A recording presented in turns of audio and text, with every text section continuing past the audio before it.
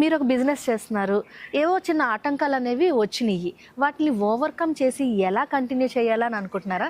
మాకు ఈ మధ్యనే ఒక చిన్న ప్రాబ్లం వచ్చింది. ఆ ప్రాబ్లమ్ని మేము ఎట్లా అధిగమించాము, ఆ ఎక్స్పీరియన్స్ని మీతో. రీసెంట్గా కోకోనట్ ఆయిల్ ప్రైస్ వచ్చి 30-40% ఓవరాల్ ఇండియా ఇంక్రీజ్ అయిపోయిందండి.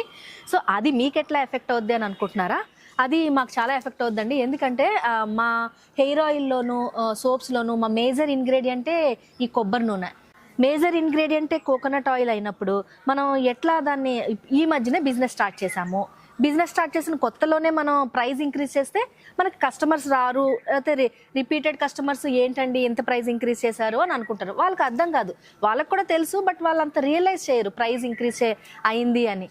సో అట్లాంటప్పుడు మనం ఏం చేయాలి, మన ప్రాఫిట్ని తగ్గించుకుని వెరీ మినిమల్ ఇంక్రీజ్ చేసుకోవాలి ప్రైస్ని. ప్రైజెస్ పెరిగినాయి కదా అని మనం కూడా ఇంక్రీజ్ చేసేస్తే మన బిజినెస్ అనేది డౌన్ అయిపోతుంది, మనం సస్టైన్ అవ్వలేం బిజినెస్లో. ఈ ప్రైస్ ఇంక్రీజ్ అనేది మనం over a period of time మనం అడ్జస్ట్ చేసి ప్రైస్లో యాడ్ చేయాలి. కానీ ఒక్కటేసారి ప్రైస్ ఇంక్రీజ్ చేసినప్పుడు మనం ఇంకా బిజినెస్లో సస్టైన్ చేయలేకపోతాము. ఎందుకంటే కస్టమర్స్ అనేది ఏంటి వీళ్ళ ప్రైజెస్ ఇంత ఎక్కువ ఉన్నాయి అని అనుకుంటారు. ఇది మాకు జరిగిన చిన్న ఎక్స్పీరియన్స్.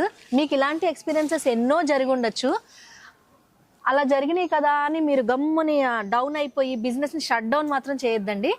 ఆలోచించండి, మనం ఈ బిజినెస్ని ఎలా కంటిన్యూ చేయాలి, ఏమేమి మనం టిప్స్ స్లోగా ఫాలో అయితే ఈ ప్రాబ్లమ్స్ అన్నిటినీ మనం ఓవర్కమ్ చేయగలుగుతాము అన్న థాట్తో మీరు బిజినెస్ని కంటిన్యూ చేస్తే కంపల్సరీ బిజినెస్లో సక్సెస్ అవుతారు.